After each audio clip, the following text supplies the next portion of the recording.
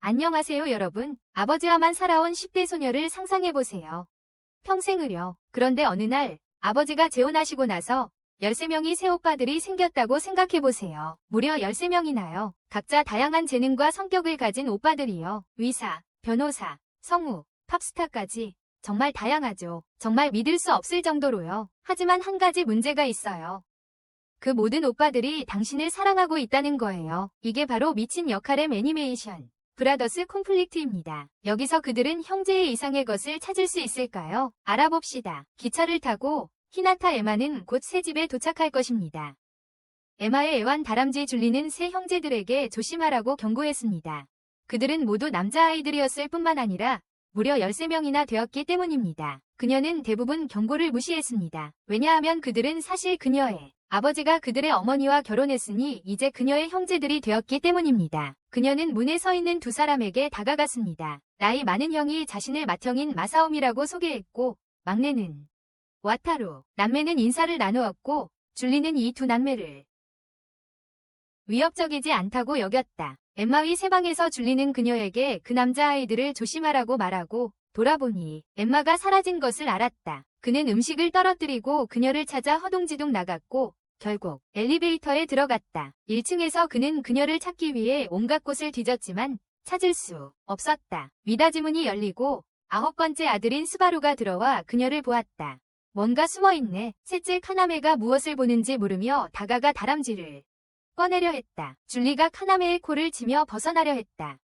카나메는 다람쥐를 데리고 가기로 했고 줄리가 불만을 토로하자 형제들은 화난 다람쥐의 찍찍거리는 소리만 들을 수 있었다. 열째 이오리가 엘리베이터에 들어왔다. 카나메는 옷을 갈아입으려고 꼭대기층 바로 전에 내렸고 그래서 스바루가 이제 줄리를 돌보게 되었다. 스바루가 줄리를 맡게 되었다. 마지막 층에 도착한 줄리는 엠마를 찾아 달려나가 그녀의 목소리를 듣는다. 거실에서 들려온다. 그는 엠마가 다섯째 아들 스바키에게 인사를 받는 것을 본다. 스바키는 엠마를 안았지만 쌍둥이 형 아즈사에게 머리를 얻어맞는다. 변호사인 둘째 아들 우쿄가 엠마에게 인사한다. 하지만 막내인 11째 아들 유스케는 그들이 누구에게 인사하는지 보고 당황한다. 그는 자신의 반 친구를 여동생으로 받아들이고 싶지 않았다. 엠마는 유스케가 그와 친척이라는 걸 왜 전혀 눈치채지 못했을까 궁금해했어요. 유스케는 성이 아사히나입니다. 그때 가나메가 승려복을 입고 내려와 엠마의 손에 키스한다. 그래서 줄리가 격분해서 그를 공격했어요. 남매들은 큰 이야기를 나눴는데 이제 가족이 되었지만 엠마에게는 받아들이기가 너무 힘들었어요. 카나메는 현재 함께 살고 있지 않은 2명의 형제자매가 더 있다고 설명했어요. 그들과 함께 살고 있지 않은 2명이 더 있다고 했어요. 그는 텔레비전을 켜고 그 인기 절정의 아이돌의 무대가 이름은 아사쿠라였지만 사실은 그들의 형 후토였습니다. 엠마의 아버지는 항상 전 세계를 돌아다니셨어요. 그래서 그녀는 항상 가족과 함께 사는 삶을 꿈꿔왔어요. 하지만 이런 비현실적인 가족은 그녀에게는 조금 과했어요. 어지러워서 소파에서 떨어질 뻔했고 모두의 시선을 끌었어요. 주의하세요. 마사오미는 그녀를 살펴보며 가벼운 열이 있음을 확인했다. 그는 의사로 일했기 때문에 소아과 의사. 줄리는 하루 종일 짐을 싸느라 걱정하며 괜찮을지 물었다. 그리고 갑자기 소년들과 남자들로 가득한 콘도로 밀려 들어갔다. 그래서 당연히 그녀는 병에 걸렸을 거예요. 그리고 8째 아들 루이가 들어왔다. 그는 그녀의 침대 쪽으로 다가가 줄리만 부르는 애칭인 치라고 부르며 잘했다고 말했다. 그녀는 놀랐다. 그는 그녀를 진찰하고 나중에 머리를 해주겠다고 했습니다. 미용사가 직업이라서요. 직업이 미용사였습니다. 그녀를 재우러 방을 나서며 좋은 밤 보내라고 인사했습니다. 누군가에게 그런 말을 들은 지 오래되었습니다. 다시 가족이 있는 삶에 익숙해져야 할 것입니다. 엠마는 방 근처에서 소리가 나자 벌떡 일어났습니다. 문을 열어보니 문 앞에 카트가 있었고 카나메는 가고 있었습니다. 카나메는 그녀의 휴식을 방해했는지 묻고 카트를 방 안으로 밀어넣는 것을 도왔습니다. 카트를 방 안으로 밀어넣었습니다. 그는 그녀에게 장난을 치며 볼에 키스를 했지만 그녀는 그를 멈췄습니다. 그가 친절한 사람이었다고 그리고 그가 농담을 했을 거라고 얘기했어요. 자기랑 자고 싶다고 말했을 때 그 말을 듣고 그는 그녀를 놓아주고 잘 자라고 말하고 걸어갔어요. 그녀가 나아지면 더욱 놀라운 키스를 즐길 수 있다고 말했어요. 함께 목욕하기로 결심한 엠마는 수건을 들고 욕실로 갔다. 5층입니다. 욕실 문을 열고 그녀는 눈을 감고 자신이 본 것에 비명을 질렀어요. 얼굴이 빨개진 채 반쯤 옷을 벗은 스바루에게 불편을 끼쳐서 사과하고 서둘러 자리를 떴어요. 잠잠해진 상황에서 그녀는 쌍둥이 스바키와 아즈사가 열렬한 사랑을 나누는 대화를 엿듣게 됩니다. 스바루는 형제들이 무슨 짓을 하는지 설명하려 했지만 그들이 올라오기 전에 설명을 마치지 못했습니다. 엠마는 갑자기 그들에게 자신이 지지한다고 말합니다. 무슨 짓을 하든 그들은 여전히 가족이니까요. 쌍둥이들은 이제 이해했습니다. 서로에 대한 사랑이 진심이었고 심지어 가볍게 키스까지 했으니 괜찮았습니다. 그 모습에 엠마는 당황해서 도망쳤습니다. 그제야 그들은 장난을 끝냈습니다. 그때서야 그들의 장난은 끝났습니다. 그들에게 대본을 위한 연기라고 설명하며 그들은 사실 성우들이라고 말했습니다. 절대 근친애호가들이 아니라고요. 엠마는 오해에 대해 사과했습니다. 그 후 얼굴이 발갛게 달아오르고 심장이 쿵쾅거리는 채로 방으로 달려갔고 샤워는 까맣게 잊었습니다. 다음 날 엠마는 옷을 갖춰 입고 학교 갈 준비를 마쳤습니다. 새 오빠들과 콘도에서 지내는 새로운 날이었고 그녀는 신나고 그들과 함께하게 되어 매우 행복했습니다. 줄리아는 동의했지만 아직 전쟁 중이라며 경고했습니다. 그들 주변에서 다시 한번 조심해. 하지만 엠마는 그들이 자신의 형제들이니 경계할 필요 없다고 대답했어.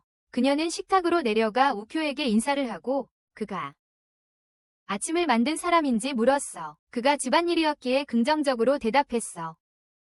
돕지 못한 것에 죄책감을 느낀 그녀는 자신이 도울 수 있는 일이 있는지 물었어. 그는 다른 사람들이 늦게 일어날 테니 내 접시에 밥을 담으라고 말했어. 와타루는 눈을 비비며 하품을 하고 그녀가 매일 이렇게 함께 아침을 먹게 되어 기뻐했어. 잠시 후 유스케는 스바루를 바싹 따라 아래층으로 내려가서 아침을 먹었다. 우쿄는 유스케가 아침을 먹으러 일찍 내려온 것을 보고 놀랐고 줄리는 그에게로 달려가 소리를 질렀다. 기차 안에서 유스케는 에마에게 그의 형제들에게 압도되지 않았는지 물었다. 그녀는 괜찮다고 형제자매가 있어서 행복하다고 말하며 그의 걱정에 감사를 표했다. 그녀는 괜찮다고 했다. 선생님께서 수업 중이셨지만 유스케는 다음 줄에 있는 에마를 바라보며 생각에 잠겼다. 에마를 쳐다보았다. 그렇게 오랫동안 짝사랑했던 그녀가 이젠 친남매가 되어버렸으니 고백할 수도 없게 되었다. 그는 갑자기 소리쳤다. 날 버리지 마. 반 친구들은 이해할 수 없는 난감한 광경이었다. 집으로 돌아온 에마와 줄리는 후토가 자고 있는 것을 발견했다. 아이돌은 깨어나 누구냐고 물었다. 그녀는 어제 온 새언니라고 대답했다. 그 말을 듣고 그는 소파에서 일어나 그녀를 자세히 쳐다보았다. 보기에도 꽤 귀엽지만 정말 멍청했다. 바보 같기도 했다. 그는 아주 투명했다. 그 말을 듣자 그녀의 눈이 커졌다. 그리고 그녀는 말없이 그가 걸어가는 것을 지켜보았다. 후토는 TV에서 보여준 것과 확실히 달랐다. 엠마는 우쿄가 산 재료들을 부엌 테이블에 내려놓자 그를 반갑게 맞았다. 그는 그 말을 듣고 놀라며 기쁘다고 말했다. 누군가가 집에서 그를 맞이해준 지 오래되었다. 그러고는 내일 스바루의 생일이라 스바루를 위해 작은 파티를 열고 싶다고 설명했다. 스바루는 내일 20살이 된다. 엠마는 신이 나서 도울 일이 있는지 물었다. 다음 날 가방을 콘도로 천천히 나르던 그녀는 무게에 힘들어하며 길바닥에 내려놓고 이내 쪼그리고 앉았다. 줄리는 그녀에게 무리하지 말라고 조언했지만 그녀는 그렇게 하고 싶다고 대답했다. 그녀에게 너무 무거웠음에도 불구하고 그녀는 매일 운동하는 운동선수 스바루에 대해 언급했다. 그의 이름을 듣고 스바루는 그녀 뒤에서 몇 걸음 멈춰섰다. 그 사실을 알고 놀라며 그녀는 자신의 노력을 알아챘다는 사실에 놀랐다. 뒤에서 느껴지는 기척에 그녀는 뒤를 돌아봤지만 아무도 없었다. 스바루는 건물 뒤에 숨었지만 왜 숨었는지 스스로에게 물었다. 집으로 돌아온 에마는 계단에서 발이 나와 있는 것을 보고 다가갔다.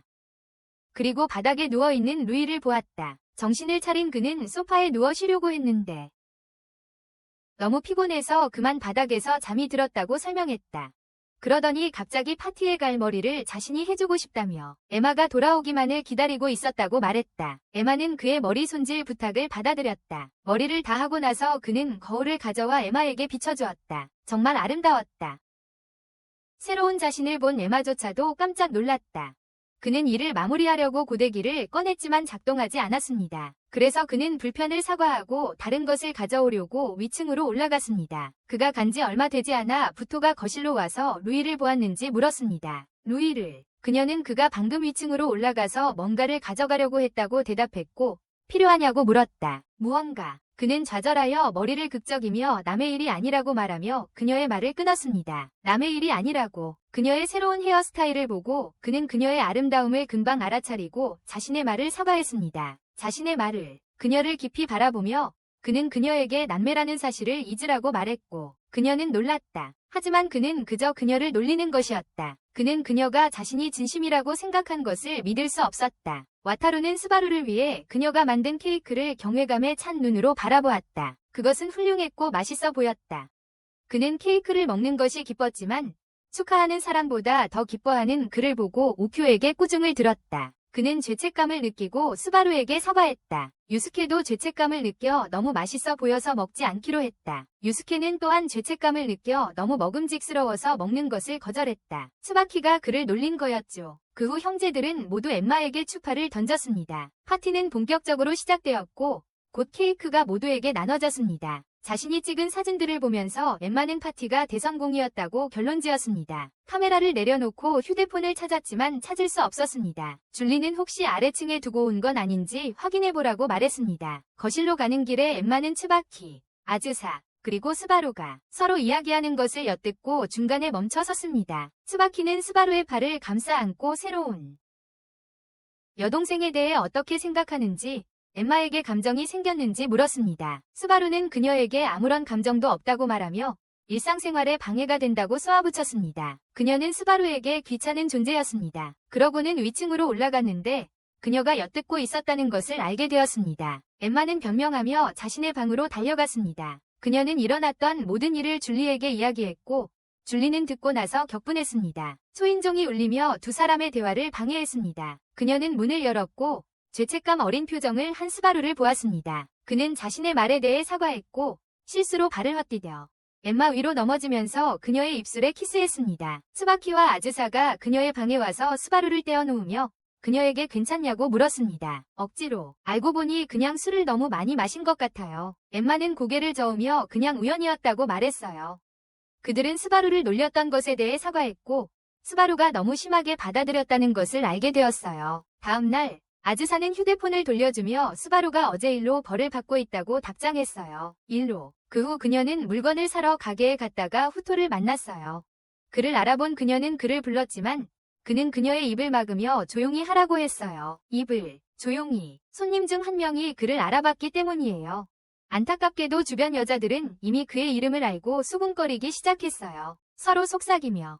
후토는 그녀를 바보라고 부르며 자기가 산 CD를 집으로 가져오라고 명령하고는 걸어갔어요. 그녀가 집으로 돌아왔을 때 후토는 그녀에게 자신이 더 많은 일을 하겠다고 말했다. 그를 벌로 삼았다. 그녀 방에서 마치 내 채널 구독과 좋아요를 안 누른 당신을 벌하듯이 채찍을 꺼내야 할까요? 쇠사슬도. 제가 말씀드리는 건 제 소녀 만화 주간지에서 흥미로운 이야기들을 많이 찾으실 수 있다는 거예요. 소녀 장르에서 보고 들을 만한 것들이 많아요. 그러니까 구독 버튼 눌러주세요. 제가 도와드릴게요.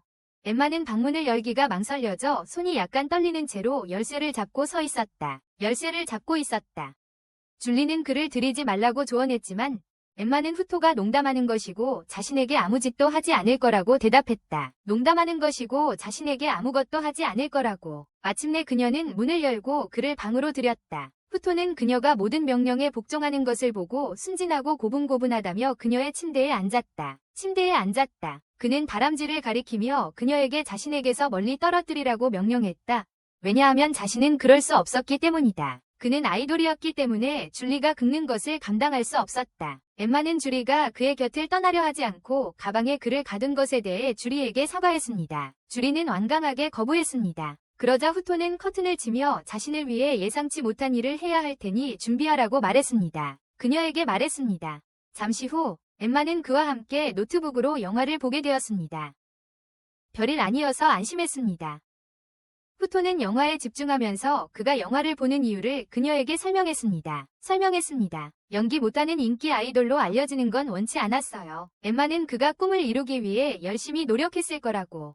자신도 자신의 꿈을 이루려면 그런 자세를 가져야 한다고 말했어요. 후토는 그 말에 깜짝 놀라 가까이 다가가 키스하려 했어요. 초인종 소리가 그녀를 구했고 이내 유스케가 그녀를 부르는 소리가 들렸어요. 문이 열려있는 것을 확인한 그는 문을 열고 두 사람이 애매한 자세로 있는 것을 보았어요. 본 것을 보고 분노한 그는 후토를 잡아 끌고 갔어요. 그녀는 진로 상담지를 집어들고 살펴보았어요. 그때 그녀는 줄리를 가방에 가둔 것을 떠올렸어요. 엠마는 그를 풀어주는 걸 잊은 것에 대해 줄리에게 사과했어요. 줄리는 콧노래를 흥얼거리며 여전히 나무 반대편을 향하고 입술을 삐죽였어요. 그가 여전히 나무에서 내려오려 하지 않자 그녀는 저녁 먹으러 들어간다고 말하고 떠났어요. 잠시 후 루이스가 줄리에게 전화해서 자기와 통화하고 싶다고 했어요. 줄리는 루이스가 그와 통화하고 있다는 것을 깨닫고 그가 루이스의 말을 이해할 수 있는지 물었어요. 그러자 루이스는 네 하고 대답했어요. 나무 아래에 앉아 루이스는 그와 연합을 제안하며 엠마는 가족이니까 보호하고 싶다고 말했어요. 줄리는 잠시 생각하더니 그의 제안을 받아들였다. 그들은 합의의 표시로 악수를 했다. 유스케는 교실에서 눈을 감고 진로 상담지를 보며 생각에 잠겼다. 엠마가 그를 부르자 현실로 돌아왔다. 그녀의 문제를 듣고 마사오미에게 전화해서 보호자 서명을 받겠다고 말했다. 해주겠다고 했다. 그날 밤 마사오미는 그녀의 서류에 도장을 찍어주며 필요한 것이 있으면 연락하라고 했다. 우쿄는 그녀가 커피를 만들고 있는 것을 보고 부엌에 들어와서 그녀에게 커피를 만들고 있는지 물었다. 늦게까지 공부한다는 말에 그녀는 긍정적인 반응을 보였습니다. 부엌 테이블에서 손가락으로 두드리는 소리가 그들의 주의를 끌었고 그들은 아름다운 젊은 여성이 들어오는 것을 보았습니다. 젊은 여성은 갑자기 그녀를 껴안고 귀엽다고 말하며 그녀를 얼굴을 붉게 만들었습니다. 우케는 그 여성을 아사히라 가문이 넷째 아들이라고 소개했습니다. 엠마는 그 말을 듣고 깜짝 놀라 말문이 막혀 그의 손을 잡았습니다. 우쿄는 그가 왜 늦었는지 물었습니다. 히카루는 어딘가에 들러 소포를 가져와야 했다고 대답했습니다. 엠마는 받은 소포를 방으로 가져가서 열었습니다. 안에는 아름다운 드레스와 작은 편지, 그리고 아버지에게서 온 선물이 들어있었습니다. 새엄마, 한 달이 지나 부모님의 결혼식 날이 되었고 엠마는 아빠를 다시 만날 생각에 들떠 있었다. 초인종이 울리고 엠마는 문을 열었는데 결혼식을 위해 스타일링을 해주려는 루이가 서 있었다. 결혼식. 엠마는 승낙했고 머리는 아름답게 스타일링되었다. 엠마는 미소 지으며 아빠와 미화에게 어색하게 축하 인사를 건넸고 미화는 엠마에게 자신을 엄마라고 부르라고 했다. 엄마라고. 미화는 엠마를 예쁘다고 칭찬하며 그 드레스를 선택한 것을 기뻐했다. 부모님이 계신 곳 바깥에서 엠마는 그 순간을 이용해 예배당으로 들어갔다. 그리고 제단 앞에 서 있는 누군가를 보았습니다. 문이 삐걱거리는 소리를 듣고 잘생긴 젊은 남자가 그녀 쪽으로 돌아서서 그녀가 여기에 무슨 일로 왔는지 물었습니다.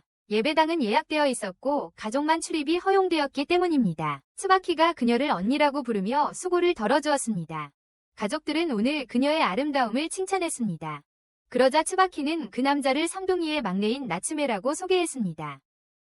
나츠메는 다른 쌍둥이들과 달리 이란성 쌍둥이였습니다. 결혼식은 아무런 차질 없이 진행되었습니다. 나츠메는 그녀에게 다가가 전에 자신이 소리를 지른 것에 대해 사과했습니다. 그는 명함을 꺼내 그녀에게 건네주며 전화하라고 말했습니다. 어려움이 있을 때마다 그녀는 카드를 읽고 그에게 회사 게임을 해봤다고. 심지어 밤을 새워가며 게임을 했었다고 말해 그를 놀라게 했다. 지나가던 스바루는 나츠메를 노려보며 아무 말 없이 걸어갔다. 나츠메는 엠마에게 최근 스바루가 왜 그렇게 힘들어하는지 농구를 잘 못해서 팀의 스타팅 라인업에서 제외되었는지 알고 있냐고 물었다. 엠마는 파티 중 사진을 찍다가 스바루를 찍게 되었다. 스바루는 그녀에게 다가가 잠시 시간을 내달라고 부탁했다. 조용한 곳에 도착하자 그는 모든 일에 대해 사과하기 시작했지만 그녀는 실수라고 넘겼습니다. 그녀는 그것을 단순한 실수로 치부했습니다. 가슴에서 짐이 내려간 것을 느낀 그는 작별 인사를 하고 떠났습니다. 신부가 꽃을 던질 시간이 되었고 미혼 여성들은 모두 모여들었습니다. 미화가 꽃을 공중에 던졌고 엠마가 그것을 받았습니다. 그녀의 형제들은 축하하며 함께 아사히나 가족으로 맞이했습니다. 무대 조명이 켜졌습니다. 츠바키와 아즈사가 무대 위로 걸어 올라와 자신들을 소개하고 새로운 판처 오브 더 데드 게임에서 맡은 캐릭터를 소개했습니다. 유스케는 구석에 엠마와 함께 서서 츠바키를 욕하며 혀를 찼다. 엠마는 그의 옆에 있었다. 공연 후 츠바키와 아즈사는 성공을 기념하며 각자 사이다를 따랐다. 엠마는 성공적인 공연을 축하하며 그들이 셋째인 나츠메를 통해 게임을 미리 받을 수 있다는 말에 얼굴을 붉혔다. 그들은 쉴 틈도 없이 오디션에 참가해야 했다. 그들에게 휴식은 없었다. 오디션이 기다리고 있었다. 유스케는 오디션에 대해 혼잣말로 중얼거렸고 말하려는 순간 츠바키가 그의 입을 막으며 비밀이니 아무에게도 말하지 말라고 경고했다. 엠마는 집으로 돌아와 우쿄를 만났고 줄리는 엠마에게 달려와 어깨 위로 뛰어올랐다. 그녀의 어깨 위로. 평소처럼 그녀를 걱정하며 괜찮냐고 물었다. 오쿄는 내일 재판 준비를 해야 한다며 그녀에게 저녁 준비를 부탁했다. 그녀는 기꺼이 그러겠다고 했다. 그러자 그녀는 오늘 저녁에는 못 온다는 형제들의 문자와 전화를 받았다. 저녁 식사에 함께하지 못한다는 연락이었다. 오쿄는 형들이 그녀에게 전화하는 것을 듣고 놀랐다. 아즈사는 책 읽기를 멈추고 고개를 들어 스바키가 전화를 받는 것을 봤다. 스바키의 전화 직후 그의 전화가 울렸고 매니저는 그에게 원래 오디션을 봤던 역할이 아니라 스바키의 역할을 맡게 되었다고 말했다. 아즈사는 놀라서 매니저에게 스바키에게 말했냐고 물었다. 매니저가 승낙했어요. 아즈사는 휴대폰을 끄고 동생을 찾으러 재빨리 뛰쳐나갔다. 엠마를 보고 잠시 멈춰서서 스바키가 나가는 것을 봤는지 물었다. 엠마가 그렇다고 대답하자 그는 그를 찾으러 콘도에서 뛰쳐나갔다. 개발자 버전의 판저 오브 더 데드를 플레이하던 엠마는 게임 속 좀비들에게 처참하게 당했다. 곤란을 겪던 그녀는 나츠메의 명함을 떠올리고 그에게 전화하기로 했다. 식당의 유리문이 열리고 나츠메가 들어왔고 다른 여성 손님들에게 잘생겼다는 칭찬을 들었다. 손님들이 둘이 커플인 줄 알아서 엠마는 민망했습니다. 그는 엠마가 음식값을 내겠다고 한 것에 대해 칭찬했지만 자기가 계산하기로 했습니다. 직접 밥을 먹으면서 그녀는 게임에서 겪었던 어려움을 설명했고 그는 그녀에게 조언을 해주었습니다. 어떻게 해야 할지. 그런 다음 그녀가 더 많이 넣었으니 아마도 게임 난이도를 낮출 필요가 있다고 덧붙였어요. 대부분 사람들보다 연주에 더 많은 노력을 기울였어요. 그의 전화가 울렸고 그는 전화를 받았습니다. 몇 번이나 아니라고 한 후에 전화를 건 사람은 전화를 끊었습니다. 그는 휴대전화를 주머니에 다시 넣고 무슨 일이 있었는지 물었습니다. 스바키와 아즈사 사이에 그들을 보았던 순간들을 떠올리며 그녀는 어제 일어났던 일을 이야기했다. 그러자 그는 문제가 무엇인지 깨달았다. 그녀가 무슨 문제냐고 묻자 나츠메는 어제 오디션을 봤던 애니메이션이 스바키 대신 아즈사를 주인공 목소리로 선택했다고 설명했다.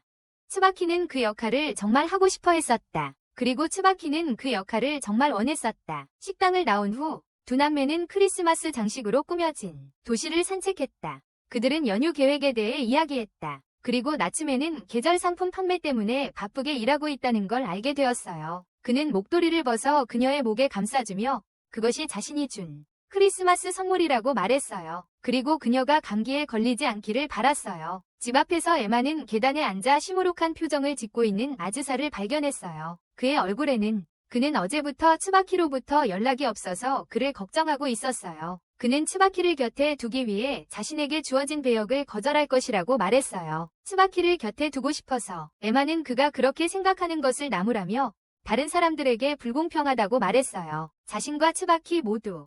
그녀의 말이 그를 짜증나게 했다. 하지만 그녀는 나츠메가 자신에게 해준 말을 떠올리며 츠바키에게 그가 그 역할을 위해 선택되었고 프로페셔널함을 유지해야 한다고 말했다. 츠바키가 도착할 때까지 그는 여전히 거절했다. 츠바키는 그를 걱정하게 해서 미안하다고 사과하며 아즈사가 그 역할을 맡으라고 말했다. 더 잘 어울리는 사람은 없었어요. 츠바키의 격려에 아즈사는 마침내 수락했다. 아즈사가 떠난 후 츠바키는 자신을 위해 곁에 있어준 엠마에게 감사를 표하며 사랑을 고백했다. 그에게는 우울한 소년이 그토록 원했던 것보다 더한 것은 그를 일으켜 세우려고 애썼던 귀여운 소녀의 키스였다. 그는 그녀를 껴안고 입술에 깊이 키스했다. 그녀를 놓아준 후 그는 스카프에 대해 물으며 그것이 다른 남자의 것처럼 보인다고 말했다. 그리고 이것이 그를 짜증나게 했다. 그리고 이것은 그를 화나게 했다. 엠마의 작은 비명이 오빠의 주의를 끌었다. 그녀는 저녁을 만들 재료가 없다고 말했는데 오쿄답지 않게 준비를 해놓지 않았다. 비축해놓지 않다니. 하지만 최근 그가 많은 시련을 겪었으니 이해했다. 엠마는 급히 물건을 사러 갔지만 츠바키에게 붙잡혔습니다. 오늘 저녁 식사를 함께 하자는 츠바키의 제안에 모두들 흔쾌히 동의했습니다. 특히 와타루는 벚꽃 아래서 저녁을 먹는다는 생각에 들떠 있었습니다. 거리를 한가롭게 걷던 나츠메에게 전화가 왔습니다. 츠바키는 공원에서 저녁 식사를 함께 할 건지 물었습니다. 대답할 시간도 주지 않고 츠바키가 전화를 끊자 나츠메는 며칠 전에 형제자매들을 만났던 터라 한숨을 쉬었습니다. 그래도 그는 공원으로 향했습니다. 그는 한숨을 쉬었지만 여전히 공원으로 왔습니다. 그는 엠마가 웃는 모습을 보고 얼마나 행복해하는지 관찰했습니다. 츠바키는 몇 미터 떨어진 곳에서 젊은 여성들을 즐겁게 해주며 노래를 부르고 있었습니다. 나츠메에게서 한숨이 더 흘러나왔다. 엠마는 플라스틱 컵을 내밀어 그에게 건넸다. 그녀는 자신이 만든 가라아게를 먹는 나츠메를 바라보았다. 그가 맛있다고 하자 그녀는 안도의 한숨을 쉬었다. 콘도 현관 앞에 서서 스바루는 게시된 종이에 적힌 메시지를 읽고 자신에게 연락하지 않은 것에 대해 불평했다. 드디어 옷을 입고 집을 나선 그는 길을 따라 공원으로 걸어가 길에서 엠마를 만났다. 그의 질문에 대한 답으로 그녀는 더 많은 음료를 사고 싶다고 대답했다. 스바루가 도와주겠다고 했고 그녀는 그를 따라 상점으로 갔습니다. 그들은 남매들을 위해 간식과 음료를 산 후 공원으로 향했습니다. 엠마는 가방을 들어주는 것을 도와준 것에 대해 감사를 표하며 어색함을 깼고 그에게 너무 힘들었을까 걱정했습니다. 스바루는 괜찮다고 말하며 다음 경기에 와달라고 했습니다. 그는 그녀 앞에서 이기고 싶었습니다. 스바루와 엠마가 공원에 도착하자 츠바키는 그들이 함께 있는 거냐고 물었고 스바루는 길에서 우연히 만났다고 대답했습니다. 그는 주위를 둘러보며 와타루가 어디 있냐고 물었습니다. 와타루가 없다는 것을 알고 그들은 그를 찾았고 연못에서 놀고 있는 그를 발견했습니다. 오리랑 나츠메는 일어나서 연못에서 오리를 떼어놓으려고 했지만 어쩌다가 자신이 연못에 빠지고 말았다. 물에 츠바키가 그를 꺼내주며 와타루에게 그가 수영을 한다며 다시 연못에 던져 넣었다. 연못에 엠마가 그를 말리려고 하자 그는 갑자기 그녀에게 여기 오는 길에 스바루를 만난 것이 정말 우연이냐고 물었다. 우연히. 그러자 아즈사는 츠바키를 대신해서 나츠메에게 연못에 빠뜨린 것에 대해 사과하고 집에 가서 샤워를 하라고 조언했고 나츠메는 그렇게 하기로 했다. 샤워를 하고 나서 거실에서 스바루를 만나 그에게 왜 자신의 농구 실력이 떨어졌어요. 스바루는 상관하지 말라고 하고 그냥 가버렸어요. 퇴근 후 나츠메는 사람들로 가득 찬 경기장에 들어가 빈자리를 찾았습니다. 자리를 찾는 중에 그는 군중 속에서 에마를 발견하고 그녀에게 다가갔습니다. 그를 보고 놀란 그녀는 따뜻하게 인사하며 스바루의 경기를 보러 왔냐고 물었습니다. 경기. 그는 아무 말 없이 빈 의자에 앉았습니다. 경기가 거의 끝나갈 무렵이었습니다. 스바루의 팀과 상대팀은 팽팽하게 맞서고 있었고 경기가 끝나려 하고 있었습니다. 경기는 비겼어요. 스바루의 팀 동료 중 한 명이 재빨리 공을 낚아채 스바루에게 패스했고 스바루는 타이머가 울리는 순간 골대에 공을 던져 넣었습니다. 스바루의 팀이 경기를 이겼습니다. 관중들은 승자와 패자 모두에게 환호했습니다. 스바루의 팀 동료들은 그의 승리를 축하하며 그를 껴안았습니다. 나츠메와 에마는 경기에 대해 이야기하며 경기장을 나섰습니다. 하늘이 비가 올 것처럼 어두워지자 나츠메는 에마를 집까지 바래다 주겠다고 했습니다. 집에 그들이 막 떠나려던 순간 그의 휴대폰이 울렸고 그는 전화를 받으러 자리를 비웠습니다. 전화 받아 스바루가 그녀에게 다가가 갑자기 꽉 안았다. 그는 그녀의 참석에 감사하며 자신의 승리는 전적으로 그녀 덕분이라고 말했다. 그리고는 갑자기 그녀에게 영원히 자신의 곁에 있어 달라고 말했다. 그때 나츠메가 전화를 끊어 그들의 순간을 망치며 스바루에게 무엇을 하는 거냐고 물었다. 나츠메의 질문을 무시하며 스바루는 응수했다. 쏟아지는 빗속에서도 형제 사이는 험악했다. 스바루가 간 후 나츠메는 스바루와 그녀가 연애 관계냐고 물었다. 그녀는 어떻게 대답해야 할지 몰랐다. 서로 남매 사이여야 했어요. 그러자 나츠메는 자기 재킷을 그녀에게 덮어주며 해칠 의도가 없었다고 말하고 용서를 구했습니다.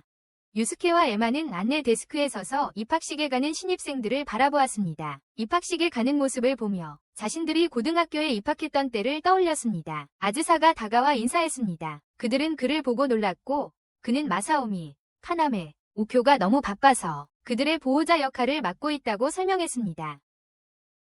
택시가 서고 여자아이들이 내릴 때까지 두 사람은 이해하지 못했습니다.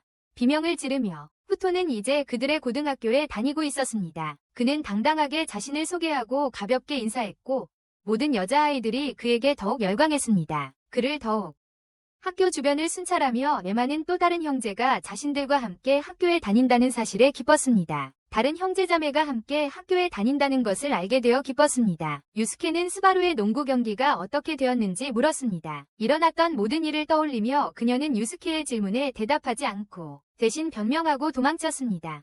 그녀는 숨을 돌리기 위해 멈춰섰고 나무 아래서 자고 있는 후토를 발견했습니다. 그녀는 가까이 다가가 그의 잠든 얼굴을 응시했다. 후토는 갑자기 눈을 뜨며 자신의 행동에 대해 어떻게 생각하는지 물었다. 그녀는 그가 강당에 왜 없었냐고 물었다. 그러자 그는 거기가 지루해서 몰래 나왔다고 대답했다. 하지만 그는 그녀를 만날 줄은 전혀 생각하지 못했다. 그는 그녀를 자기 쪽으로 끌어당기며 자신이 더 컸고 이제는 그녀보다 키가 크다고 말했다. 그러고는 그녀를 나무에 밀치며 도망치고 싶다면 지금이 기회라고 말했다.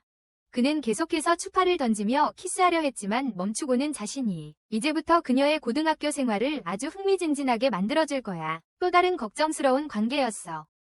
그날 저녁 거실에 앉아있던 형제들은 유스케의 이야기를 듣고 웃었다. 일어난 일을 듣고 나서 마사오미는 엠마가 찍은 사진을 칭찬했다.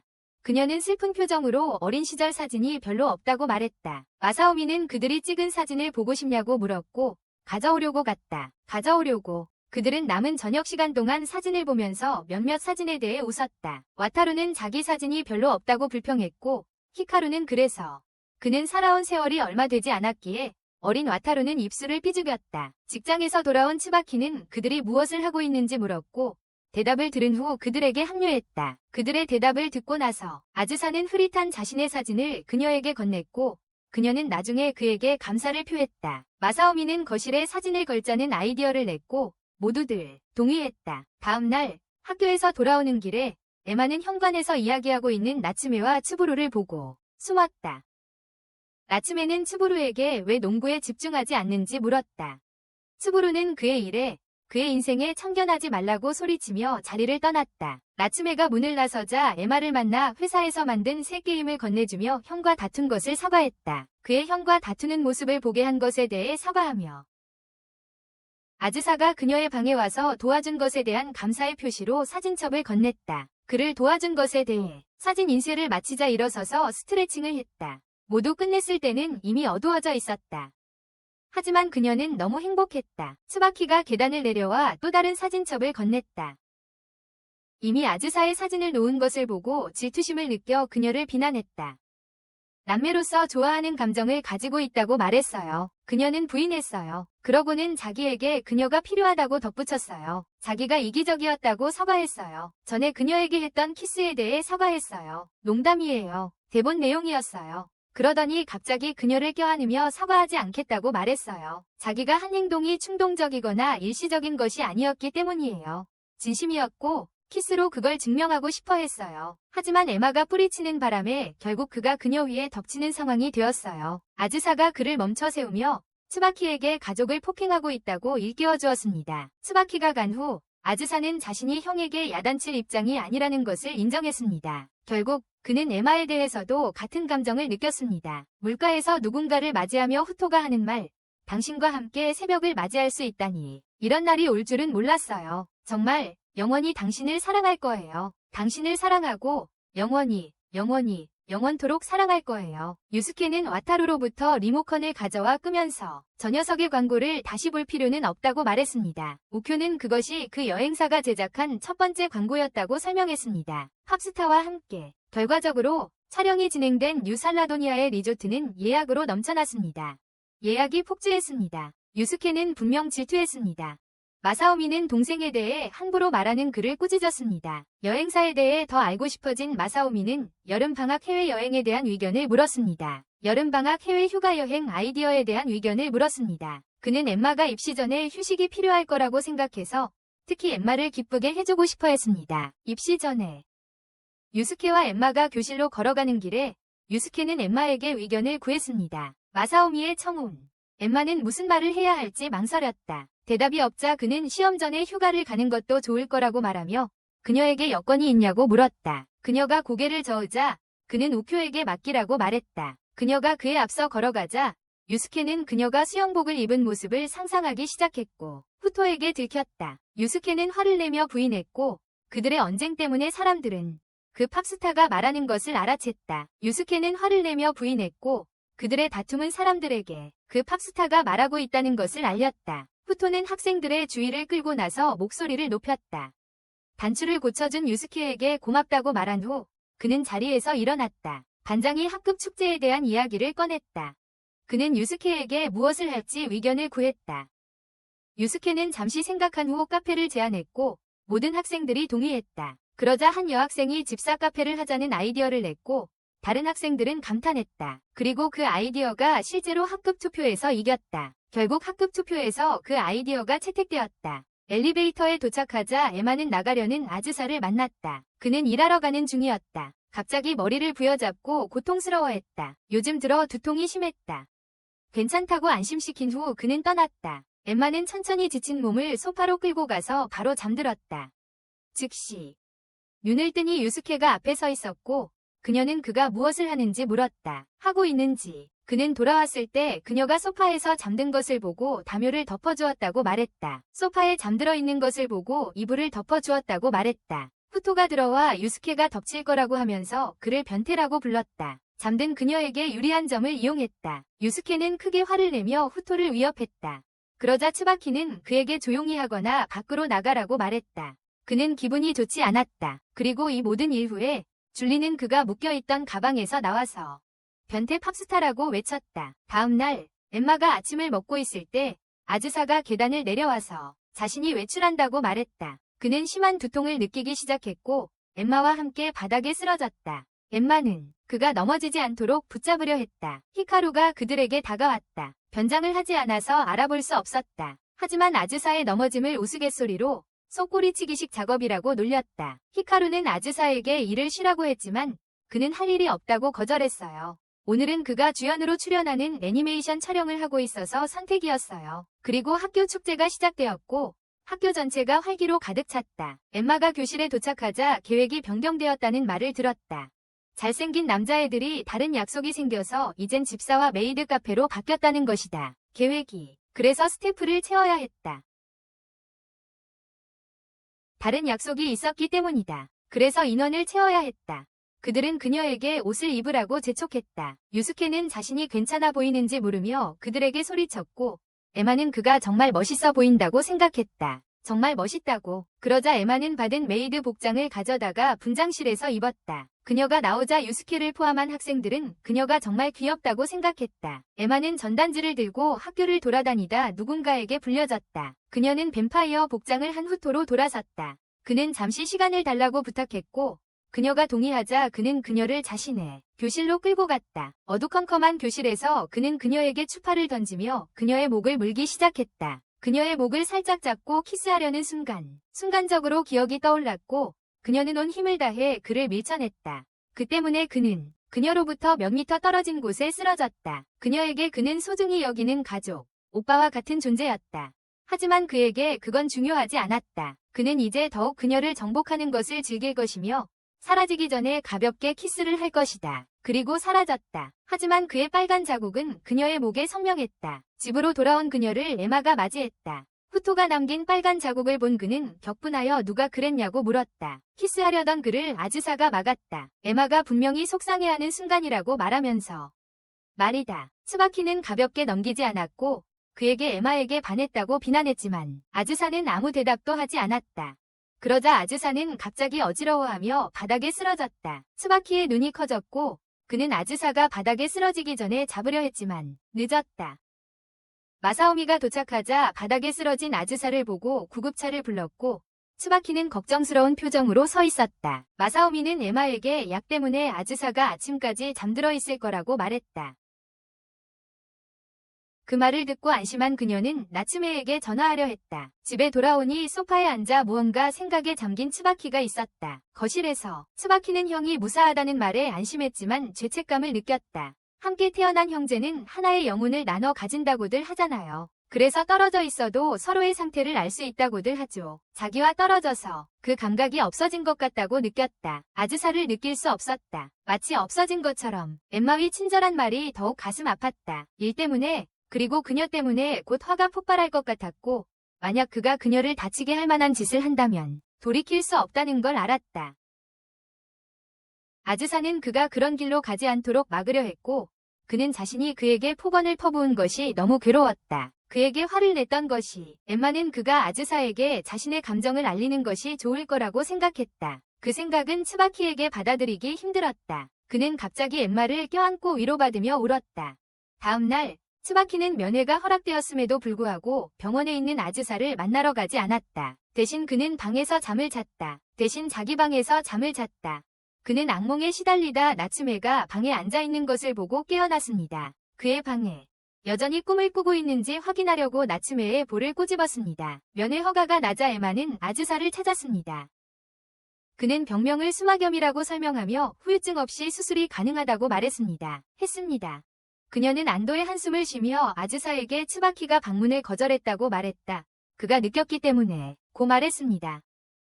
아즈사는 놀라지 않았습니다. 그러고는 츠바키라는 사람에 대해 어떻게 생각하냐고 물었고 에마는 그에 대해 그저 오빠로만 생각했어요. 그 이상은 아니었고요. 하지만 아즈사는 그에게 츠바키를 막아준 것에 대해 감사하지 말라고 했어요. 그는 자신의 이익을 위해 츠바키를 더 이상 나아가지 못하게 막았어요. 나츠메는 츠바키의 엉망인 방을 언급하며 왜 아즈사를 병원에 찾아가지 않았는지 물었어요. 병원에 있는 아즈사를. 그의 방은 그의 생활 방식만큼이나 엉망이었고 아즈사를 걱정하게 하고 자신을 돌보게 해서 죄책감을 느꼈어요. 아즈사가 걱정하고 자신을 돌봐주게 만들어서 나츠메는 그가 최악이라는 데 동의했지만 아즈사가 병원에 방문할 때마다 항상 그에 대해 물었다고 츠바키에게 말했어요. 그에 대해 물어봤다고요. 마사오미는 소파에 앉아 아즈사가 보낸 목록을 파악하려고 애썼어요. 엠마와 유스케가 나타나자 줄리는 제 어깨에 올라가 그녀에게 말했어요. 마사오미가 한동안 고민하고 있었는데 자세히 보니 만화책과 라이트 노벨 목록이었어요. 그래서 마사오미가 잘 이해하지 못해서 엠마와 유스케가 그것들을 사주기로 했어요. 이해하지 못해서요. 아즈사에게 책을 건네주려던 순간 스바키와 아즈사가 이야기하는 것을 보고 바로 숨었어요. 스바키는 자신이 저지른 모든 일에 대해 아즈사에게 용서를 구했어요. 아즈사는 이미 용서했다고 자신을 용서해야 한다고 말했어요. 이야기를 마치고 스바키는 울면서 아즈사를 껴안았어요. 엠마는 그 순간을 망치고 싶지 않아서 그 자리를 떠났다. 그녀는 다음날 아즈사에게 책과 DVD를 가져다 주었다. 스바키가 그의 애니메이션 작업을 대신 맡았고 아즈사는 자랑스러워했다. 하지만 이제 그의 마음속에는 새로운 감정이 자라고 있었다. 그는 츠바키에게 지고 싶지 않았다. 그는 갑자기 엠마를 껴안았다. 그는 더 이상 사과하지 않을 것이라고 누구보다 그녀를 사랑한다고 고백했다. 그는 그녀의 머리에 가볍게 키스하고 서두를 필요 없다고 말했다. 그는 기꺼이 기다릴 의향이 있었다. 돌아오는 길에 그녀는 우쿄가 자신의 가족의 등본을 가져다 달라고 부탁했던 것을 떠올렸다. 그녀는 전에 자신의 등본을 본 적이 없었다. 한번 봐야겠다고 생각하고 내용을 읽어보던 중 그녀는 읽은 내용에 멈춰서서 눈이 휘둥그레졌다. 놀라움에 길 한가운데 굳은 채로 서 있던 에마는 자신이 본 것을 믿을 수 없었다. 자신이 아버지에게 입양되었다고 적혀있는 것을 보고 충격을 받았다. 믿을 수 없었다. 공원 벤치에 움직이지 않고 앉아 생각에 잠긴 채 비를 맞고 있었다. 자신의 이름이 불리는 것을 듣고 고개를 들자 나츠메가 몇 미터 떨어진 곳에 서 있는 것이 보였다. 그녀에게 다가가 무슨 일이 있었는지 물었다. 그녀는 침묵했고 그의 질문에 대답하지 않았다. 그녀는 침묵을 지켰고 그의 질문에 대답하지 않았다. 나츠메는 우쿄에게 전화하려고 휴대폰을 꺼냈지만 그녀는 그러지 말라고 애원했다. 그녀는 집에 가고 싶지 않았다. 그래서 그는 그녀에게 자신의 아파트에 오라고 제안했다. 즉시 그의 아파트에 들어서자 나츠메는 불을 켰고 그의 고양이들 츠바키와 아즈사에게 다가왔다. 그들의 이름에 얽힌 이야기가 있다고는 하는데 그건 그렇다 치고 그는 에마에게 샤워를 하라고 제안했어요. 샤워를 마친 그녀는 아무에게도 필요 없는 사람이라고 말했어요. 그녀는 자신이 형제들에게 끼친 갈등들을 이야기했지만 그는 그녀를 탓하지 않았어요. 그녀는 가족 등본을 꺼내 설명한 후 자신이 친부모에게 필요 없는 아이였던 것 같다고. 그리고 아버지가 왜 미화 씨와 결혼한 후 자신을 한 번도 보러 오지 않았는지 궁금해했어요. 감정이 북받친 그녀가 가려고 하자 나츠메가 그녀를 붙잡았어요. 가까이 다가가 아무도 필요로 하지 않는 사람이 아니라고 안심시켰어요. 키스하려고 했고 어디에도 가지 못하게 할 거라고 말했죠. 그리고는 감히 그녀에게 남아있으라고 말했어요. 그의 키스에 화가 나지 않았고 그는 마지못해 한 키스가 아니라고 안심시켰어요. 마음이 없는 키스가 아니라고요. 일이 복잡해지는 걸 알았지만 진심을 표현하고 싶었어요. 자신의 진심을요. 형제들처럼 그도 그녀에게 푹 빠졌어요. 잠자리에 들었지만 두 사람은 잠 못 이루는 밤을 보냈어요. 다음날 아침, 엠마는 나츠메가 샤워실에서 나오는 것을 보고 비명을 질렀어요. 사과했어요. 그는 평소처럼 조깅을 하고 샤워를 한 후 아침을 먹는 일과를 보냈습니다. 출근 전에 식탁에 놓인 음식을 보니 형제들이 매일 이렇게 먹는 게 부러웠습니다. 그렇게 먹는 게. 칭찬에 그녀는 얼굴이 붉어졌습니다. 고양이가 나츠메를 핥히려고 해서 밖으로 내보냈습니다. 그제야 에마의 얼굴에 다시 미소가 번졌습니다. 초인종이 울렸습니다. 어젯밤 나츠메의 전화를 받고 온 루이스와 줄리였습니다. 무사해서 다행이라고 생각하며 들어왔다. 하지만 줄리는 곧바로 나츠메에게 달려들어 따졌다. 그러자 루이스는 자신이 사온 옷으로 갈아입히고 예쁘게 머리를 해주었다. 상쾌해진 그녀에게 다른 두 사람은 무슨 일이 있는지 궁금해했다. 그녀의 고민을 들은 루이스는 그녀를 보트에 태워 바람을 쐬게 해주었다. 그는 자신도 가족 중 누구와도 혈연 관계가 없기에 공감할 수 있었다. 2살 때 어머니에게 입양되었는데 당시 나츠메까지 7명의 형제들이 이미 있었다. 그래서 그렇게 무례한 형제들은 아무도 이 사실을 몰랐다. 루이스는 어렸을 때 이 문제로 많이 고민했어요. 형제들이 많았는데 어떻게 해야 할지 몰라서요. 피가 이어지지 않았다면 진짜 가족이 아니라고 생각했죠. 하지만 시간이 지나면서 생각이 바뀌었어요. 아사히나 가족 모두가 자신의 가족이라고 느끼게 되었죠. 피가 중요한 게 아니라 마음으로 통하는 게 중요하다고 생각하게 된 거예요. 어차피 친가족과의 기억은 없지만 지금 가족들과는 정말 많은 추억을 만들었으니까요. 엠마도 가족으로 생각해주길 바랐고 엠마가 받아들여주자 볼에 키스를 해줬어요. 나무 그늘 아래 벤치에 앉아 엠마는 루이스에게 모든 것에 대해 감사를 표하고 그들을 걱정하게 만들어서 다시 한번 사과했습니다. 줄리는 엠마에게 뛰어올라 안으며 다시는 그를 걱정하게 하지 말라고 말했고 곧바로 잠이 들었습니다. 분명 줄리는 엠마를 걱정해서 잠을 이루지 못했던 것입니다. 루이스는 하품을 하고 잠이 들었습니다. 어깨에서 무거운 짐이 내려간 듯 했습니다. 그녀의 엠마의 눈꺼풀이 무거워지며 눈을 감았습니다. 깨어나자 줄리가 사람의 모습으로 엠마에게 나타났습니다. 그는 어떻게 말해야 할지 몰라서 엠마에게 빨리 말하지 못한 것에 대해 사과했습니다. 그는 그녀가 아기였을 때부터 부모님이 돌아가시기 전부터 자신이 함께했다고 말문을 열었어요. 부모님은 그녀가 1살이 되기 전에 차례로 돌아가셨죠. 그녀가 1살이 되었을 무렵 부모님은 차례로 돌아가셨습니다. 그 후 몇 달 만에 그녀는 아버지에게 입양되었습니다. 그녀가 자라면서 아버지는 이 사실을 어떻게 말해야 할지 몰랐습니다. 줄리도 그녀에게 말하지 못한 이유와 같았습니다. 그들은 그녀를 괴롭히고 싶지 않았어요. 엠마는 그에게 다가가 꽉 껴안으며 용서했다고 말했습니다. 그는 그녀에게 사랑한다고 말하고 볼에 키스했습니다. 그 순간 그녀는 잠에서 깨어 무릎에 잠든 줄리를 내려다보았습니다. 꿈속에 줄리안이 말한 것이 사실인지 궁금해지기 시작했다. 휴대폰이 울렸고 그녀는 그것을 열어 진실을 알았다는 그녀의 아빠에게 온 메시지를 읽었다. 그녀가 진실을 알았다는 그것을 읽은 후 그녀는 아기였던 자신과 부모님의 사진을 보고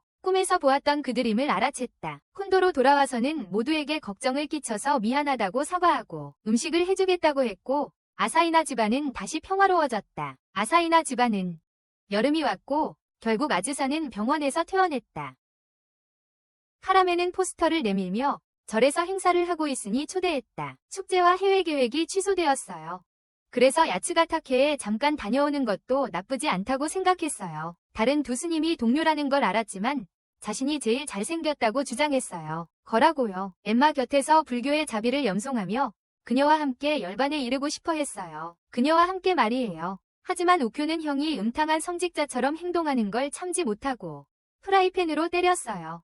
차를 타고 가는 길에 히카루는 엠마가 나츠메 집에서 자는 동안 무슨 일이 있었는지 물었고 그 말에 그는 마시던 음료를 뿜었어요.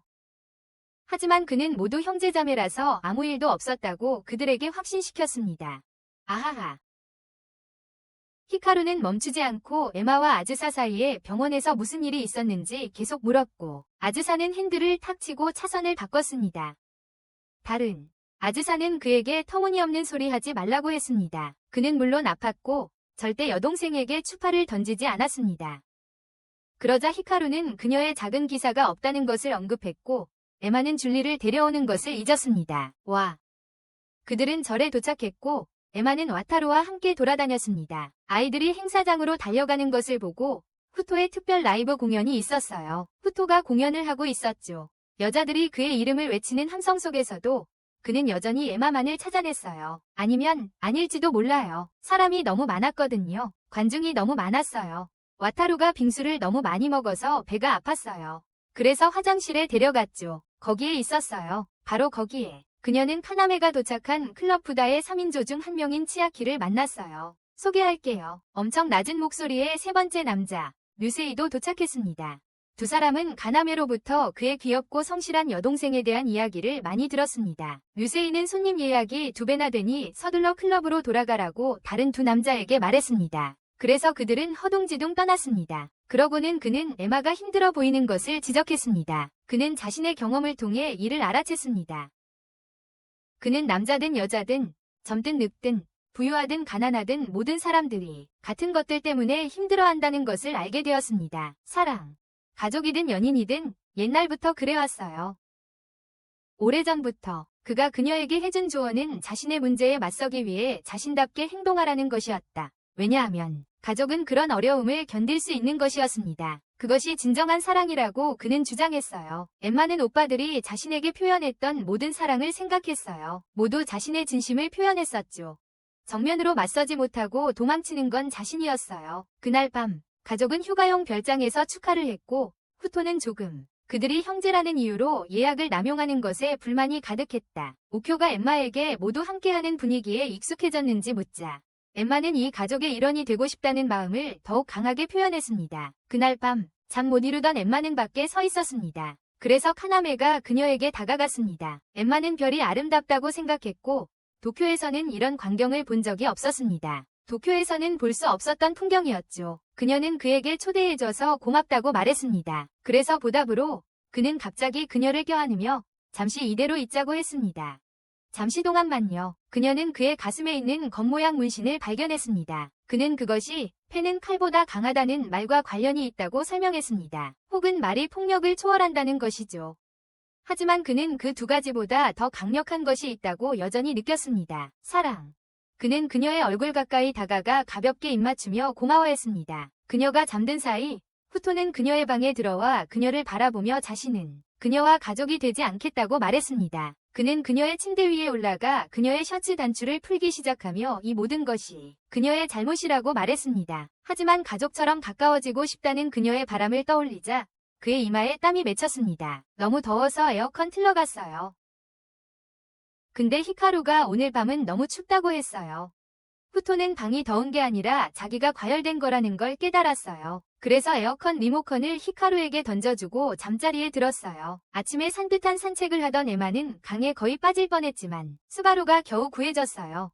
그러다 갑자기 일본 프로농구 리그팀 중 하나에서 스카우트 제의가 왔고 허락하면 프로 선수가 될 수 있다고 했어요. 하지만 그 팀은 규슈, 즉 남쪽 깊은 곳에 있었어요. 그러니까 간다면 아마 에마를 다시는 못 볼 거예요. 그러자 에마는 그에게 자신을 농구와 분리시켜달라고 부탁했습니다. 그녀는 그가 그만두는 것을 원하지 않았습니다. 농구를 할 때에 그가 좋았기 때문입니다. 그녀는 그가 후회하길 원하지 않았습니다. 그는 미소 지으며 받아들이고 그것에 대해 더 생각하기로 했습니다. 휴가지에 도착해서 마사오미는 에마에게 집으로 가기 전에 어딘가에 들르고 싶다고 말했습니다. 에마는 놀랐습니다. 그곳은 그녀의 부모님, 겐지와 유키 나가미의 묘소였습니다. 그들은 아버지에게서 알게 되었고 그들은 부모님께 경의를 표하고 싶어 했습니다. 그들은 조의를 표하려고 그녀의 아버지에게서 알아냈어요.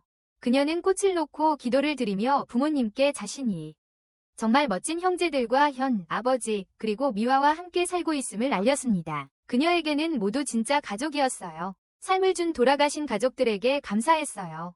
정말 행복했으니까요. 여름 여행이 끝나고 대학 입시가 코앞으로 다가왔어요. 엠마는 집중해야 했지만 모의고사 점수가 D라는 걸 보고 낙담했어요. 이곳으로 이사 온 후 점수가 많이 떨어졌어요. 마사오미가 초인종을 눌러 점심시간이 됐다고 알려졌어요. 오늘은 엠마 차례였지만 형제들이 모두 우쿄의 요리를 돕고 있었어요. 그들은 그녀가 공부에서 멀어지는 걸 원하지 않았어요. 그들은 그녀의 모의고사 점수가 나쁘다는 것을 알고 있었기에 계속해서 최선을 다해 점수를 유지하려 했다. 그녀의 얼굴에 미소가 떠 있었다. 그때 와타루가 선물을 꺼냈다. 최대 10회, 1회 30분씩 사용 가능한 조력 티켓이었다. 그리고 하루 최대 1시간 사용 가능한 함께 게임하기 티켓. 마지막으로 100번의 뽀뽀 티켓.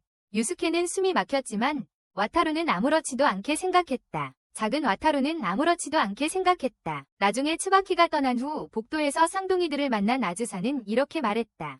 그의 형이 앞으로 나올 애니메이션에서 대신 역할을 맡은 이후로 정말 진지해졌어. 역할. 엠마는 그저 츠바키가 원래부터 하고 싶었던 역할을 맡아서 그런 줄 알았지만 아즈사는 아니라고 했습니다. 형의 기운이 예전보다 훨씬 높아졌고 아즈사도 더 높은 곳을 향해 나아가고 싶어 했습니다. 그는 갑자기 엠마에게 그걸 바탕으로 자신의 마음에 대한 답을 듣고 싶다고 시험이 끝난 후에 대답해도 괜찮다고 말했습니다. 어떤 대답이든 받아들이겠다고 했습니다. 엠마는 현관 앞에서 스바루를 만났습니다. 그는 엠마를 따로 불러 프로팀의 제안을 정식으로 수락했고 이제 큐슈로 떠나며 시험이 끝날 무렵 돌아올 거라고 말했습니다.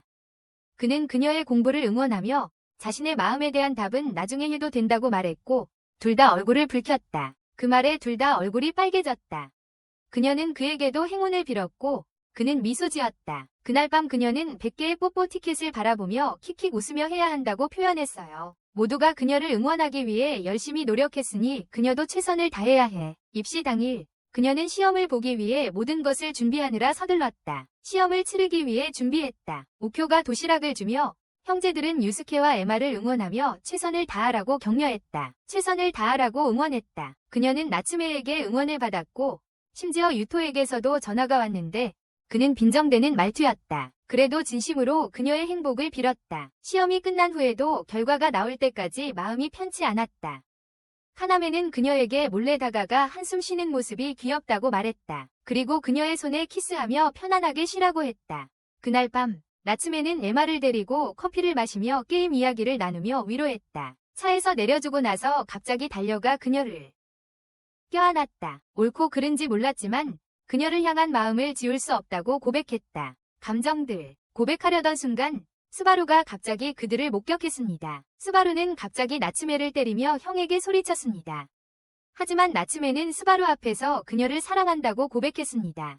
스바루는 화가 나서 도망쳤던 형에게 질 수 없다고 소리치며 걸어갔습니다. 한 번 이미 도망쳤던 형에게 공원에서 에마에게 속마음을 털어놓으며 나츠메는 자신이 대학까지 육상부에 소속되어 있었다고 설명했습니다. 그는 그만두었고 스바루가 이상화했던 형의 모습을 유지할 수 없었습니다. 그는 스바루에게 현실이 얼마나 냉혹한지 보여주고 싶지 않아서 멋있는 척했습니다. 그래. 하지만 아무 말도 하지 않음으로써 그는 결국 동생을 실망시켰습니다. 그는 자신의 힘으로 프로까지 길을 개척한 스바루를 자랑스럽게 여겼다. 노력했고 그녀의 존재가 큰 요인일 수 있다고 덧붙였다. 하지만 그는 그녀를 잃고 싶지 않았습니다. 언젠가 에마가 자신의 마음을 말해주기를 바랐습니다. 에마는 나중에 스바루의 집 문 앞에 갔지만 그는 여전히 너무 화가 나서 이야기하고 싶지 않았습니다. 아직 너무 화가 났습니다. 그녀는 나츠메가 그가 프로에 들어간 것을 듣고 기뻐하는 것 같다고 말했고 그러자 그는 주먹으로 문을 쾅 쳤습니다. 그는 침대에 누워 어릴 적 나츠메와 함께 훈련했던 시절을 떠올렸다. 그리고 함께 보냈던 모든 시간들을. 그날 밤 밖에서 에마는 그가 떠나려는 것을 발견했다. 그는 잠시 동안 자기 연말을 위해 떠날 것이었다.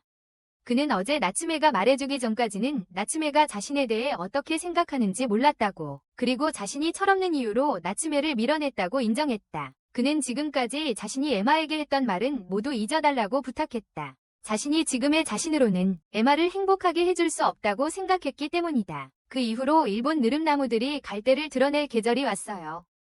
꽃들. 그녀는 여전히 스바루가 걱정되어 어디로 갔는지 어떻게 지내는지 궁금해했다. 식사 같은 것들 말이다.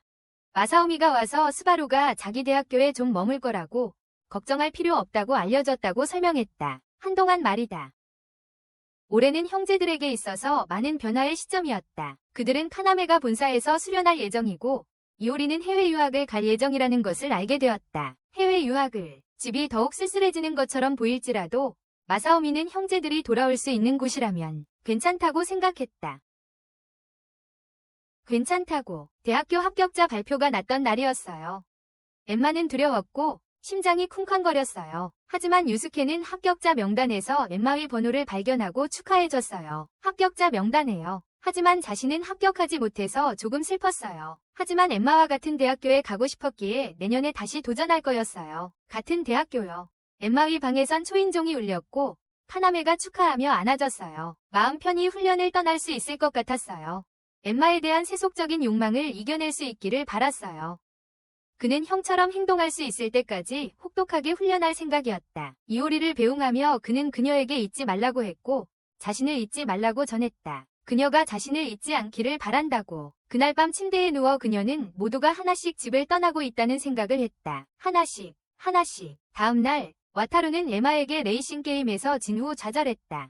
하지만 그는 자비를 원하지 않았다. 그의 꿈은 게임을 잘해서 CEO가 되는 것이었다. 그렇게 하면 그는 그녀에게 어울리는 남자가 될 수 있을 것이다. 그때 루이가 내려와 그녀를 격려하며 형들과 함께라도 떠나면서 모두 서로를 향한 좋은 마음과 사랑을 가지고 있었어요. 그녀는 후에 대학 합격을 축하하고 싶어하는 쌍둥이와 함께 놀이공원에 갔어요. 대학 합격을 축하하기 위해서요. 즐거운 시간을 보냈지만 그녀의 목표는 두 사람에게 제대로 된 답을 주는 것이었어요. 그날 밤 그들은 아름다운 놀이공원 야경을 바라보았어요. 그녀는 두 사람에게 자신이 그들을 사랑하지만 형제로서 사랑한다고 고백했어요. 그리고 그들의 마음을 받아줄 수 없다고 말했어요. 두 사람은 이해했지만 그럼에도 불구하고 동시에 그래도 사랑해요라고 대답했어요. 라고 말이죠. 그리고 각자 한 손에 키스를 했어요. 집에 돌아와서 스바루는 그녀에게 다가갔습니다. 그는 그녀를 걱정하게 만들어서 미안하다고 사과했고 나츠메에게 화를 낸 것을 후회한다고 말했습니다. 나츠메에게 자신이 이기적이었다는 것을 인정하고 다시 한번 진심으로 사과했습니다. 갈 길이 멀지만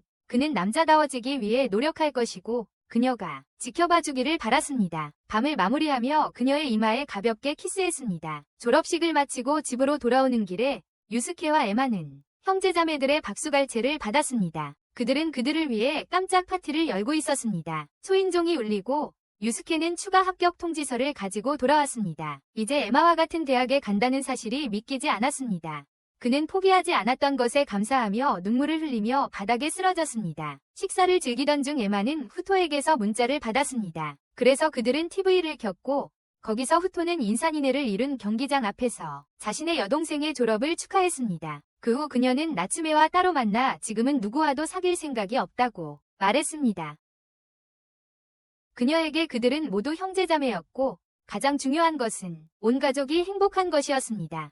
훨씬 전에 자기 생각을 분명히 표현했어야 했는데 하는 생각이 들었어요. 그는 그걸 받아들였지만 그래도 여전히 그녀를 사랑했고 키스를 했어요. 엠마에게 그의 마음이 변하지 않을 거라고 알려주면서 그리고는 사과하고 돌아서서 좋은 밤 보내라고 말했어요. 히카루는 모든 것을 지켜봤고 어떤 형제가 그녀와 사귀게 될지 내기를 했다고 인정했어요. 그녀가 누구와도 사귀지 않겠다고 고집하니까 그는 어쩔 수 없이 자신의 내기 종이를 태웠지만 아마 모두 그녀와 사귀려고 더욱 열을 올릴 거라고 그리고 자신도 다음에 끼어들 거라고 말했어요. 그녀는 침대에 누워서 낙엽처럼 자신의 마음도 때때로 흔들릴 때가 있을 거라고 생각했어요.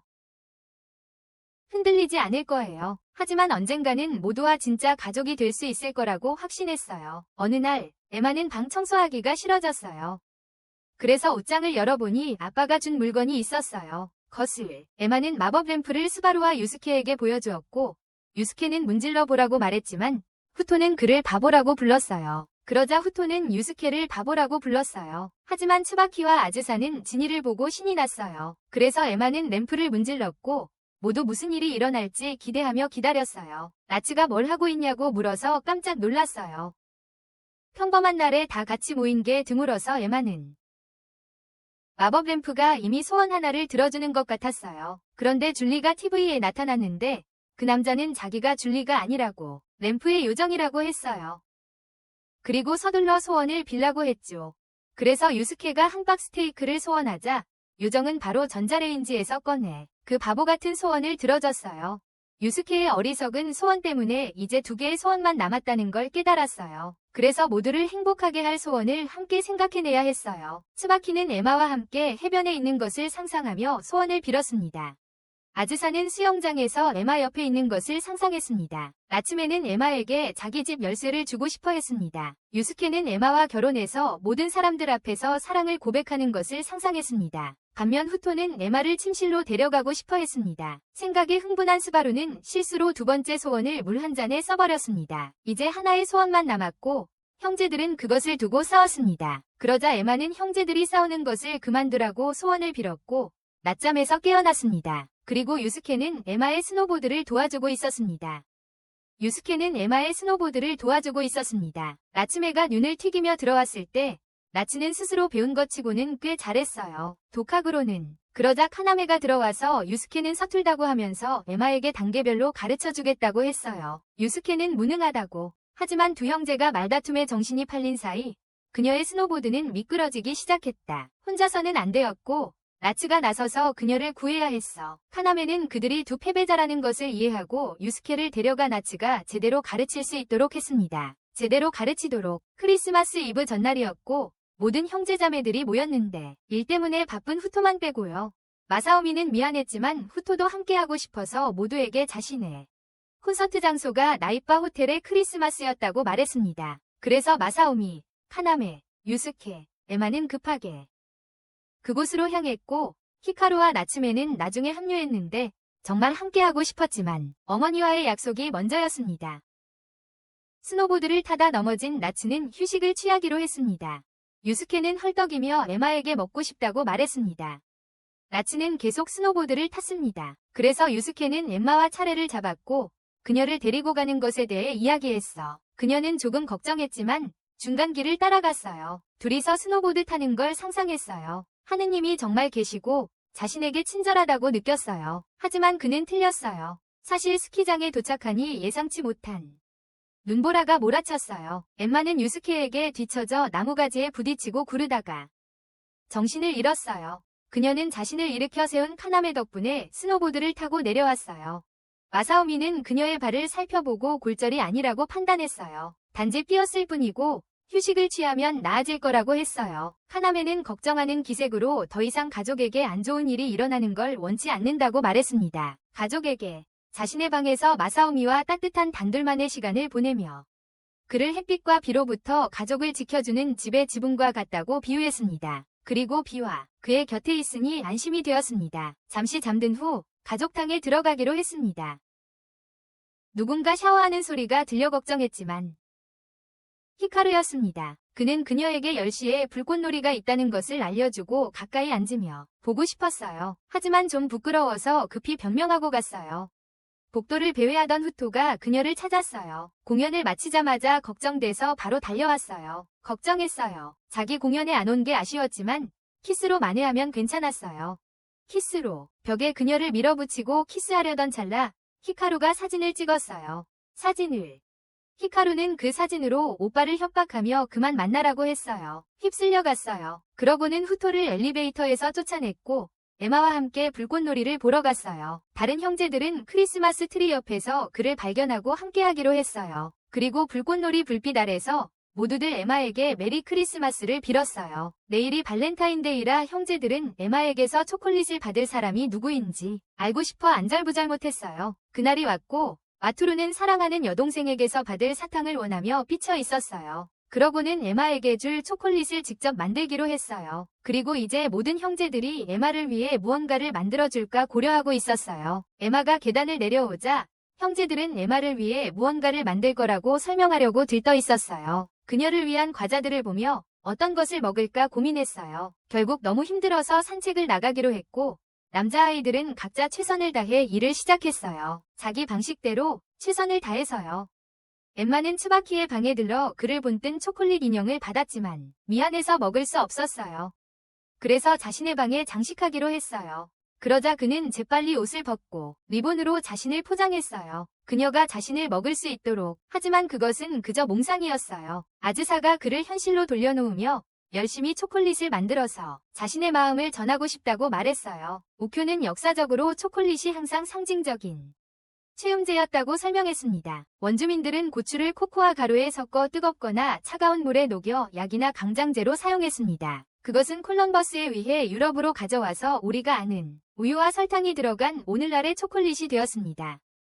오늘날의 초콜릿 말이죠. 초콜릿에는 페네티라민이라는 뇌의 신경 전달 물질이 들어있는데 그것이 로맨틱한 감정의 원천이었습니다. 하지만 남매는 그의 말을 완전히 무시했습니다. 엠마가 목욕을 즐기는 동안 아즈사가 들어와서 자신이 만든 초콜릿 목욕 우유를 설명했습니다. 있었어요. 그는 그녀를 꼭 껴안고 이 초콜릿 욕조에서 더욱 열기를 더할 수 있다는 것을 알려주었어요. 그러고는 그녀 아래로 내려갔죠. 하지만 물론 그는 그저 자신의 믹싱볼과 장난을 치고 있었을 뿐이었어요. 엠마는 방에서 위기소침해 있었어요. 어떤 초콜릿을 골라야 할지 전혀 몰라서요. 초콜릿 하나를. 우쿄의 초콜릿을 먹다가 그녀는 결국 넘어졌어요. 그가 실수로 브랜디를 너무 많이 넣었거든요. 그는 부끄러웠지만 여전히 유혹적인 키스를 했어요. 그는 그런 어리석은 환상을 갖는 것이 자신답지 않다는 것을 깨달았어요. 정말 브랜디를 너무 많이 넣었어요. 신경 안 썼거든요. 그런데 말이죠. 그러자 줄리가 도와주려고 츠바키 발밑에 도토리를 던져서 혼란을 일으켰어요. 형제들의 믹싱볼 사이에서 말이죠. 와타루는 루이의 초콜릿 조각상에 부딪혔고 그래서 남자들은 모두 운이 없었어요. 이대로라면 스바루가 이길 거예요. 그는 초콜릿 농구공으로 슛을 날리는 상상을 했어요. 그는 3점 슛으로 그녀의 마음을 노리고 있었어요. 하지만 에마가 그들을 만나면서 현실로 돌아왔고 그는 땀을 뻘뻘 흘렸어요. 이미 녹아서 이상한 모양이 된 초콜릿을 들고 있었다. 그녀에게 건네주자 초콜릿이 바닥에 다 쏟아졌다. 손바닥이 너무 뜨거웠던 것이다. 이오리가 초콜릿 장미꽃다발을 들고 내려왔다. 하지만 형제들이 에마가 하나도 받기 전에 다 먹어버렸다. 그도 역시 실패한 모양이다. 그녀는 모두에게 초콜릿을 나눠주며 모두 소중하다고 말했다. 어제 가방에 있던 초콜릿이 누구를 위한 것인지 궁금했는데 사랑하는 아버지께 드리는 것이었다. 자, 정말 흥미로운 이야기였죠. 제가 생각하기에 가장 극적인 순간은 그녀가 입양되었다는 사실을 알게 되고 가족을 받아들이는 법을 배우는 것이었어요. 여러분은 어떻게 생각하세요? 댓글로 알려주세요. 더 많은 콘텐츠를 보시려면 구독하세요. 그럼 이제 다음 영상을 시청하세요. 저는 리언 애니메이션입니다. 다음 영상에서 뵙겠습니다.